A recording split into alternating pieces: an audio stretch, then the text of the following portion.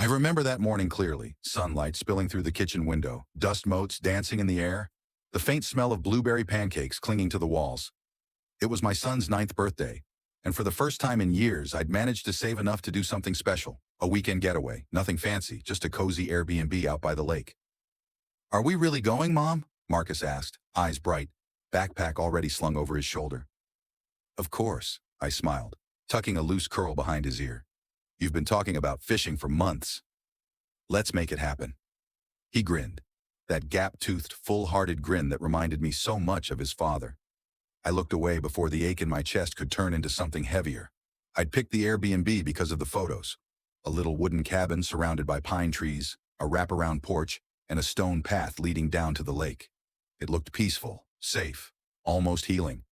But I hadn't noticed the host's name, not until the confirmation email came through that morning. Host: Adrian Cole. I froze. My fingers hovered above the keyboard as a flood of memories clawed their way back. Adrian. It had been 10 years since he'd vanished. No goodbye, no note, not even a phone call. One morning we were planning our future. The next he was gone, leaving me with a ring in my pocket and a child in my belly. For years I told myself he was dead. It was easier than imagining he'd chosen to disappear. And now somehow, I was about to walk into his house. The drive to the lake took 3 hours. Marcus sang along to the radio the entire way, his voice cracking at all the wrong notes. I smiled, but my heart was tight the whole time, each passing mile dragging me closer to a ghost I wasn't ready to face. When we pulled up, the cabin looked even more beautiful in person. Tall windows, smoke curling from a chimney, wildflowers framing the porch. It was quiet, too quiet, like the air itself was holding its breath. Marcus jumped out of the car before I could say a word. "Can I go explore?" "Stay where I can see you," I called, watching him dash toward the dock, the lake catching sunlight like glass. I turned back to the house, and that's when I saw him. Adrian stood in the doorway. He looked older, of course. His once black hair was dusted with gray, his shoulders broader, eyes deeper. But it was him. The same eyes I'd memorized. The same voice that used to promise forever. "Rachel?" he said softly, disbelief stretching across his face. I couldn't speak. My throat went dry, my fingers trembled around the car keys. He stepped forward slowly as if approaching a wild animal that might bolt. I didn't think it was you." When I saw the booking come through, I thought, no, it couldn't be. My voice cracked when I finally spoke. "You own this place?" He nodded. "Built it myself. After..." His words trailed off, lost somewhere between regret and shame. "After you disappeared," I almost said, but I bit it back. Instead, I forced a breath. "Well, I guess fate has a strange sense of humor." He smiled faintly, that old half-smile that used to undo me. "You could say that." Inside, the cabin was warm. Cedar walls, soft lighting, a faint scent of coffee and old books. Marcus was still outside, skipping rocks on the lake, blissfully unaware that his mother's heart had just collided with the past. Adrian moved around the kitchen, pretending to tidy. "You've got a son," he said, voice gentle. "He looks happy." "He is," I said shortly. "He's everything." "I'm glad." The silence between us was heavy, filled with all the words we'd never said, all the nights I'd cried into my pillow, wondering why. Finally, I turned to face him. "Why did you leave, Adrian?" I deserved to know. He leaned against the counter, eyes glistening. "You do. But it's not a story I'm proud of." "Then make it one I can understand." He hesitated. The air thickened, as though the room itself was bracing for the truth. "I didn't leave because I wanted to," he began slowly. "I left because I thought you'd be safer without me." I frowned. "Safe from what?" He laughed softly, not from humor, but from something darker. From the man I was back then. I wanted to argue, to tell him how cruel it was to vanish like that. But something in his tone stopped me. He wasn't hiding, he was confessing. "What happened?" I asked quietly. He looked out the window toward the lake, his reflection ghostly in the glass. "There was a fight. A debt I didn't owe, but someone wanted me to pay it anyway. I got dragged into something ugly, Rachel. Real ugly. And when I realized it could touch you, I ran. Not away from you, but for you." The words hit me like stones. For years I'd told myself he was selfish, cowardly, but now... He turned back to me, eyes raw. "I've been sober 6 years. I built this cabin with my own hands. Every plank, every nail. It was my way of trying to make peace with what I ruined." My chest tightened. I wanted to hate him. I really did. But standing there, seeing the man he'd become, I couldn't. Not entirely. Then Marcus burst in, cheeks flushed, hair wild. Mom! You have to come see the ducks. Adrian smiled, eyes softening. Hey, buddy. Marcus looked at him curiously. Hi? Are you the cabin guy? Yeah, Adrian said, kneeling slightly. I guess you could call me that. They shook hands. It was a small moment, a stranger meeting a child. But something inside me twisted because they shared the same dimple when they smiled. Marcus ran back out to the dock, leaving silence in his wake. Adrian looked at me. Really looked at me. Is he? I nodded slowly. Yours. His breath hitched. And for a moment, time stopped. The world shrinking down to two people who'd once loved each other enough to create life, now standing between who they were and who they might still become. He sank into the nearest chair, burying his face in his hands. My God. All these years, I stayed quiet. There was nothing left to say, only everything to feel. Outside, Marcus laughed, his voice echoing across the water. And for the first time in years, I let myself imagine what forgiveness might look like. He didn't say anything for a long time, just sat there, shoulders shaking, trying to breathe through the weight of what he'd just learned. I wanted to look away, to retreat behind the walls I'd built, but part of me couldn't move. 10 years of anger, confusion, and heartbreak stood between us, and suddenly it all seemed too fragile to carry. Finally, he lifted his head. His eyes were red but steady. What's his name? Marcus, I said softly. He smiled faintly, almost reverently. Marcus, you named him after your dad. I nodded. He deserved to be named after someone who stayed. That made him flinch. Good.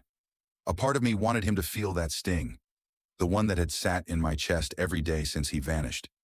He nodded slowly, accepting the truth like a man who'd learned how to take pain quietly. I deserve that. The room fell silent again. Outside, the lake shimmered beneath the late afternoon sun. The world had kept moving, even when we hadn't. That night, after Marcus went to bed, I sat out on the porch. The air was cool, laced with pine and wood smoke. I wrapped myself in an old blanket, listening to the crickets.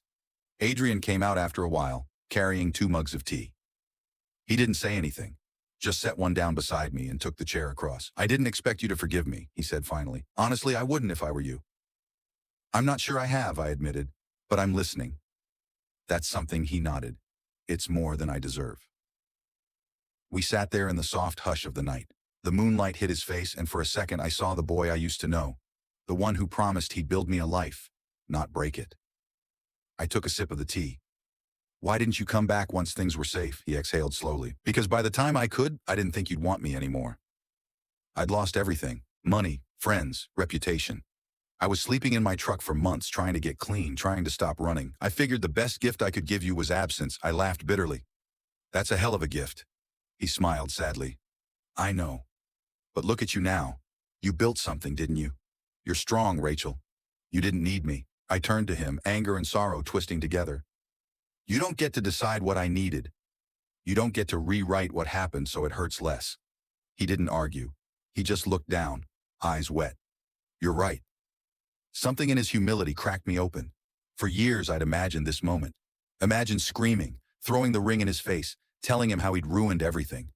But now that he was here, real and broken, all I could feel was tired. The next morning, Marcus ran into our room before dawn, shaking me awake. Mom, there's a horse outside, I groaned, rubbing my eyes. A what? A horse. He said I could feed it. I stumbled out to the porch, and there it was. A brown mare grazing by the fence with Adrian beside her, holding out a carrot. Marcus was already at his side, grinning like he'd found magic. Her name's Willow, Adrian said. She's gentle. You can pet her. Marcus reached out, stroking the mare's nose. His laughter filled the air, light and pure, and just like that, the tension in my chest loosened a little.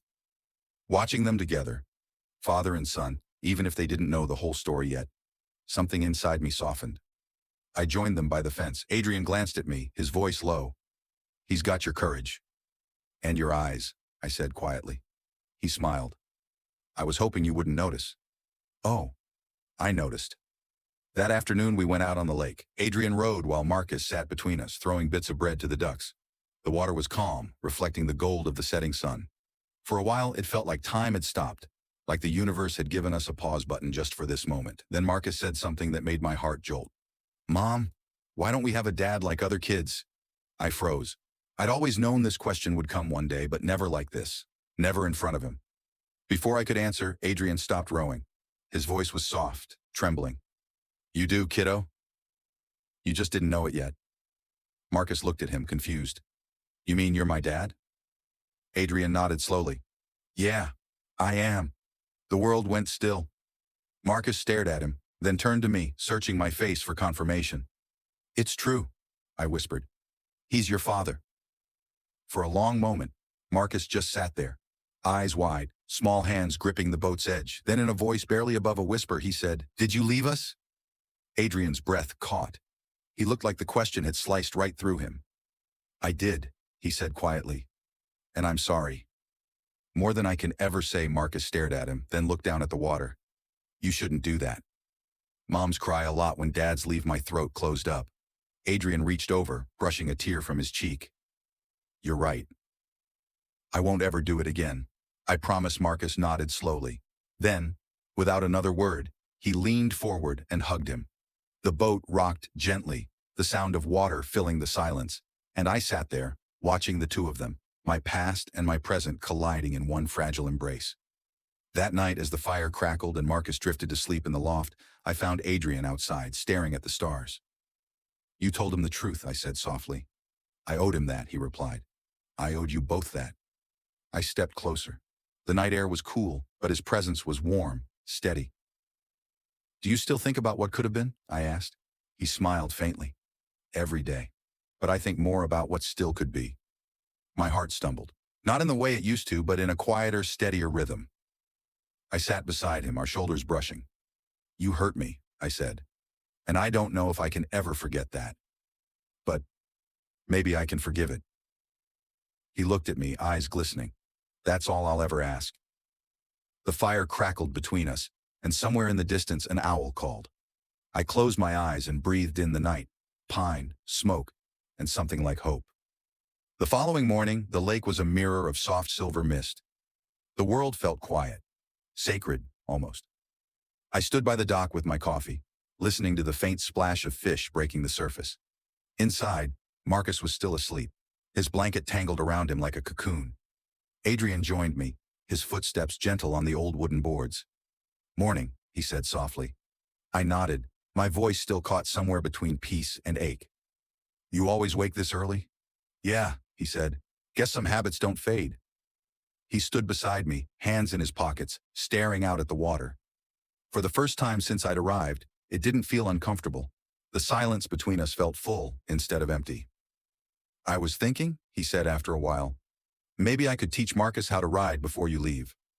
The mare's calm. He'd love it." I smiled faintly. "You remember how scared I was of horses?" He laughed quietly. "You used to jump if one sneezed?" "Yeah," I said, smiling into my mug. "You still think it's funny?" "Only because you'd hold on to me so tight afterward." That made me pause. The memories came rushing back. Summer evenings at the old ranch, the sound of crickets, his hand over mine on the reins.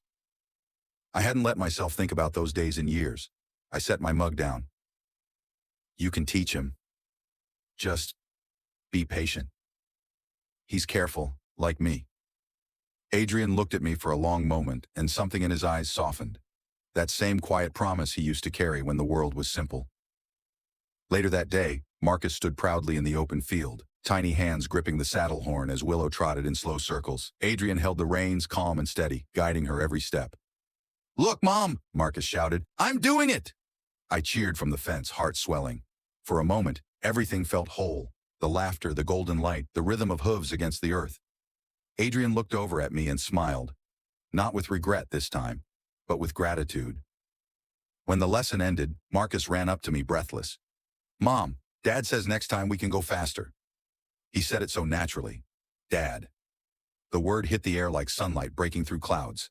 I glanced at Adrian and he froze, waiting for my reaction. I didn't correct Marcus. I couldn't. Not when the look on his face said more than words ever could. That evening, we roasted marshmallows by the fire pit. Marcus fell asleep on the blanket beside us, a half-eaten s'more still in his hand. His curls glowed in the firelight, his small chest rising and falling in steady rhythm.